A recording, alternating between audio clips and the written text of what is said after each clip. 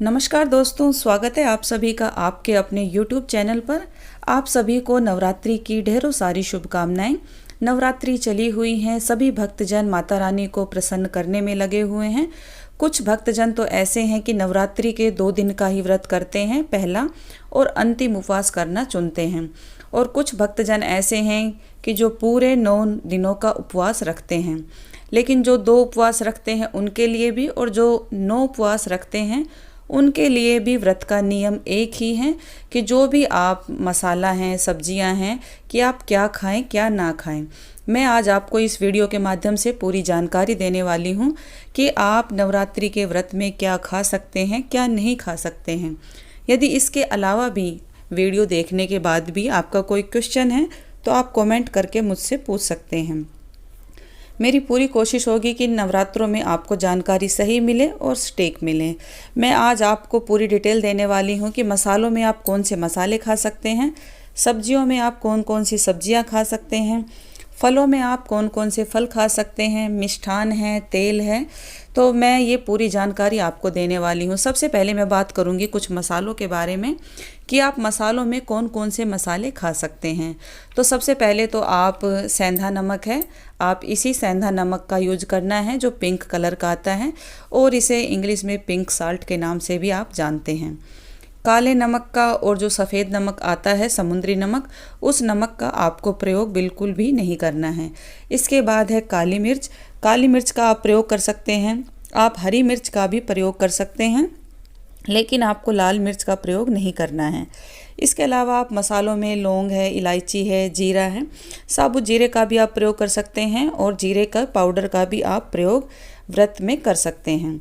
इसके अलावा आप जो सूखे मसाले हैं जैसे कि मेथी दाना है, हींग दाना है, हल्दी है, लाल मिर्च है, काला नमक, सफ़ेद नमक, इनका आपको प्रयोग है वो नहीं करना है। सूखे धनिया पाउडर का भी आपको प्रयोग नहीं करना है। हरा धनिया आप ले सकते हैं, हरा धनिया ले सकते हैं। इसके अलावा जो सब्जियां होती हैं, सब्जियों में जैसे आलू, टमाटर, घिया, कद्दू, इन चीज़ों का भी आप प्रयोग कर सकते हैं। घिया की, आलू की, टमाटर की आप सब्जी बनाकर खा सकते हैं।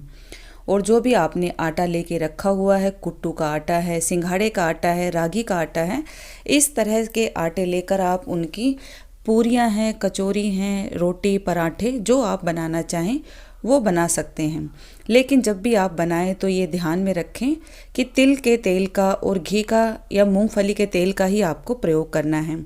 भूलकर भी आपको सरसों के तेल में ये चीज़ें नहीं बनानी हैं। सरसों के तेल का प्रयोग नहीं किया जाता है नवरात्रि के व्रत में। यदि आपको घी अवेलेबल है तो आप घी से भी काम कर सकते हैं। यदि आप सामर्थ्यवान नहीं हैं या फिर आपके पास घी उपलब्ध नहीं है किसी वजह से, तो आप तिल के तेल में भी ये सभी चीज़ें बनाकर खा सकते हैं। नवरात्रि के व्रत में आप साबूदाने का प्रयोग कर सकते हैं। साबूदाने की आप खीर बनाकर खा सकते हैं, माता रानी को भोग लगा सकते हैं। या साबूदाने के पापड़ हैं, खिचड़ी, कचौड़ी, पकोड़े, इनमें से आप कुछ भी बनाकर खा सकते हैं। साबूदाने की चाट भी बनाकर खाई जाती हैं आलू साबूदाना मिलाकर।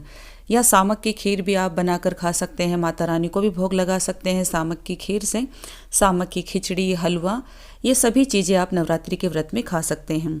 आलू, सामक, साबूदाना, इनको मिलाकर काफ़ी व्यंजन हैं वो बनाए जा सकते हैं। आलू का हलवा, रायता, पूरी, कचौरी, इस तरह से आप ध्यान रखें कि ज़्यादा फ्राई किए हुए चीज़ों का आप प्रयोग ना करें, कभी आपका स्वास्थ्य वो ना बिगड़ जाए। तो आप ध्यान रखें तिल के तेल का, मूंगफली के तेल का, इनका ही आपको प्रयोग करना है। घी का प्रयोग करते हैं तो बहुत अच्छा है।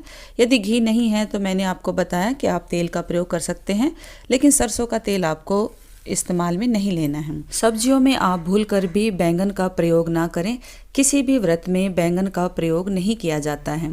आप खीरा खा सकते हैं, लौकी, गाजर, पेठा, जो मिठाई के तौर पर भी आता है पेठा, उसे भी खा सकते हैं। या पेठे की सब्जी बनाकर भी आप खा सकते हैं। जैसे मिठाइयों में आप क्या क्या खा सकते हैं, तो तिल के लड्डू खा सकते हैं, तिल भी आप यूज कर सकते हैं। गुड़ है, गुड़ के लड्डू बनाकर आप खा सकते हैं तिल गुड़ के, या गुड़ वैसे भी आप खा सकते हैं। और माता रानी को भी आप गुड़ और तिल का भोग लगा सकते हैं। इसके अलावा मिठाइयों में आप रसमलाई है, रसगुल्ला है, बर्फ़ी है, पेठा है, इन चीज़ों का आप प्रयोग कर सकते हैं। लेकिन जलेबी, गुलाब जामुन या जो भी आटे से बना हुआ सामान है, जैसे बेसन के लड्डू हैं, बूंदी के लड्डू हैं, इस तरह की चीज़ें आप ना खाएं। जब भी आप मिठाई खाते हैं तो आप ध्यान रखें शुद्धता का। आप विशेष तौर पर यदि आप इन चीज़ों को घर पर बनाकर खाते हैं तभी आप खाइए। बाज़ार का लाया हुआ यदि आप खाते हैं तो देखिए कैसे कैसे हाथ लगते हैं उनमें। तो मैं तो यही कहूँगी कि बाज़ार से कोई भी मिठाई लाई हुई आप व्रत के दिन ना खाएं। जब भी आप व्रत में कोई भी ऐसा व्यंजन है, पकवान है, मिठाई है खाते हैं, यदि आप उन सभी चीज़ों को घर पर बनाकर खाते हैं तो वो 100% शुद्ध होती हैं और सही होती हैं। बाज़ार का मिलावट भी होता है बाज़ार की चीज़ों में और सही भी नहीं माना जाता। उसमें पता नहीं बोलते कुछ है और देते कुछ है। नवरात्रि व्रत में आप आलू की तरह शकरकंद भी खा सकते हैं, उबाल कर चाट बनाकर। जैसा भी आपको आता है वैसा आप बनाकर खाइए। और नींबू पानी आप पी सकते हैं जितना आप मर्जी, कोई नियम नहीं है पानी पीने का। तो लिक्विड जो भी चीज़ें मैं आपको बता रही हूँ जैसे दूध है, लस्सी है या नींबू पानी है, चाय है, कॉफ़ी है, इनका कोई नियम नहीं है। लिक्विड चीज़ें आप 2 बार 3 बार जितना लेना चाहें ले सकते हैं। लेकिन जब भी आप फलाहार करते हैं तो जैसे फलों का आप आहार करते हैं व्रत में, तो आप एक तो बैठकर फलाहार करना चाहिए, घूमते फिरते चलते ऐसे फलाहार नहीं करना चाहिए।